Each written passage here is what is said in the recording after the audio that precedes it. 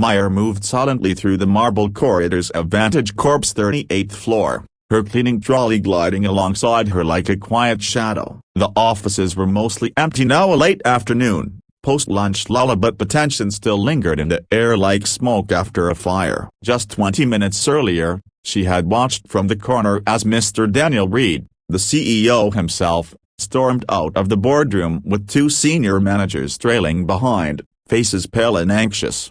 She didn't know exactly what had happened, but from the muttering and urgent footsteps, something had clearly gone very wrong. Myra had learned to stay out of the way, keep her head down, and clean quietly. It was safer that way. People like Kira background people weren't meant to get involved in boardroom matters. Still, she couldn't help but feel the weight of something unfinished as she opened the boardroom door. The long, glass table was cluttered with untouched water bottles, printed agendas, and one lone tablet blinking with a low battery warning. A paper cup of cold coffee sat on the edge of a chair, half spilled, the brown stain crawling across a document labeled Marseille Industries, a contract revision.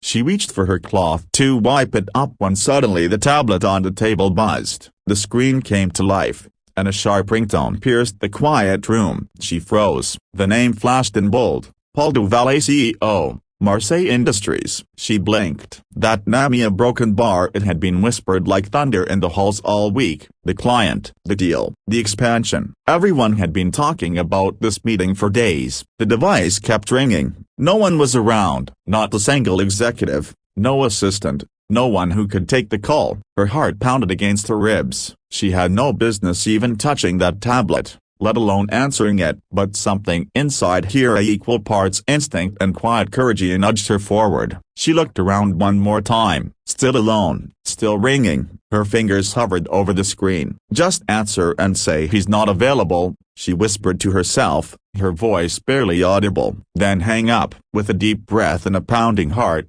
Myra tapped the green icon. A man's face immediately filled the screen, a sharp cheekbones, salt and pepper hair, and piercing eyes behind thin glasses. His expression was stern, his tone sharper than a blade. "Where is Mr. Reed? This is unacceptable," he barked in a thick French accent. Myra flinched, her fingers tightening around the edge of the tablet. Her first instinct was to apologize and hang up, but her voice found her before she could back away. "Yeah, I'm sorry, sir," she said, her words shaky but sincere. Mr. Reed had to step away. "Yeah, broken bar. I don't know where he went." Duval blinked, his frustration still evident. "And who are you, may I ask?" "The broken bar. I'm the cleaner, sir," she said, lowering her eyes slightly. Her uniform said as much. Her voice was soft, almost hesitant, as if each word had to push through a wall of doubt to be heard. There was a long pause. Myra felt the silence closing in on her,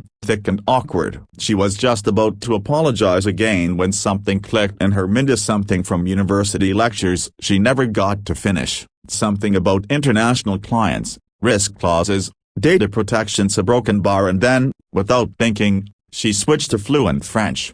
J-Suis D-A tilde copyright Sol A tilde copyrightee Monsieur Duval. Put A tilde superscript A trape was G-Vous Ader en attendance on retour. "I'm sorry, Mr. Duval. Perhaps I can assist you while he's away." Duval leaned in slightly. "You speak French?" he asked, a spark of surprise flickering across his features. She nodded, managing a shy smile. "Yes, sir. I studied international business and French before a broken bar before I had to pause my education." Another pause, but this time it felt different. Not awkward, curious, maybe even respectful. Duval shifted his tone. "We are reviewing a clause regarding client data protection. It was supposed to be clarified today. Your CEO's absence doesn't give me confidence." Myra took a breath. She glanced at the document she had seen earlier, the one with the spilled coffee and the words contract revision. Her mind pieced it together like a puzzle she had studied before life had gotten in the way. "I believe the issue may be tied to our recent system update," she said carefully. "The cloud security system we use now automatically restricts data sharing with third-party servers unless permissions are manually enabled. That might be why you're seeing a block." Duval narrowed his eyes slightly,